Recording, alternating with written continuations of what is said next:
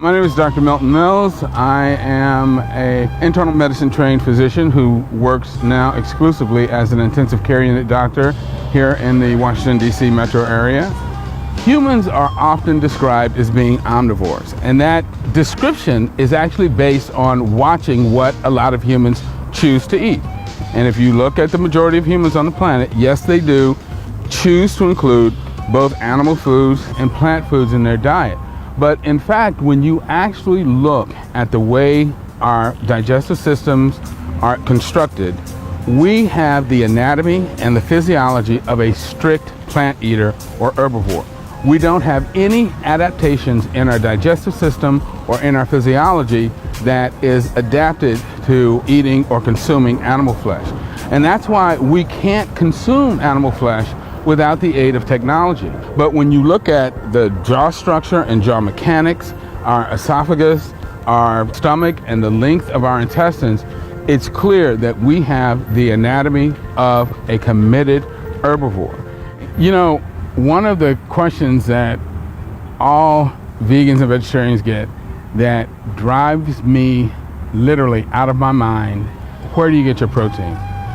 It's an insane question because all protein is originally made by plants. Any protein you get from an animal source is actually recycled protein. And it's much healthier to actually get your protein from the plant sources because it turns out that plant proteins have a much better impact on our health. They are better for your immune system. They lower your risk of diabetes, heart disease, and cancer, whereas animal proteins, on the other hand, increase your risk for cancer, heart disease, and other problems. So you absolutely do not need animal food to get your protein. If you just stop and think about it, the largest, strongest animals on the planet are all strict herbivores.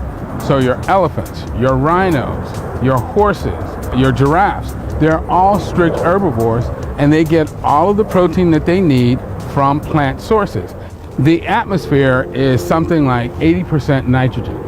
And only plants have the ability to take nitrogen from the air and change it into a form that can be incorporated into an amino acid, which is then connected together to form these proteins.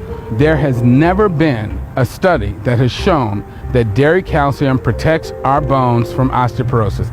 In fact, the majority of people of color are lactose intolerant. So for instance, 95% of Asians are lactose intolerant.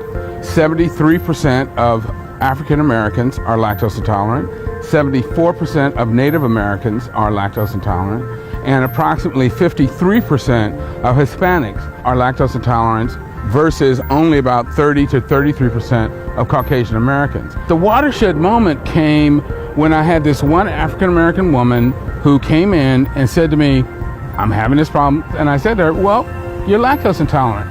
She looked at me and said, "Oh, I know that."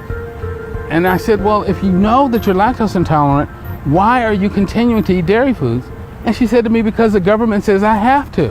And that really made me very, very angry because the government was intentionally encouraging people of color to eat foods that it knew was going to make them sick, not for a health benefit, but because of the lobbying efforts of the dairy industry.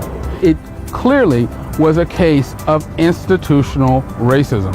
Dairy products are often touted as the best way to get your calcium, but that is marketing. It is not science. 80% of the disease and premature death that we see could be prevented if people ate differently and switched from a diet that was centered around animal foods to one that was a plant-based diet based on whole plant foods, including whole grains, legumes, greens, fruits, and vegetables.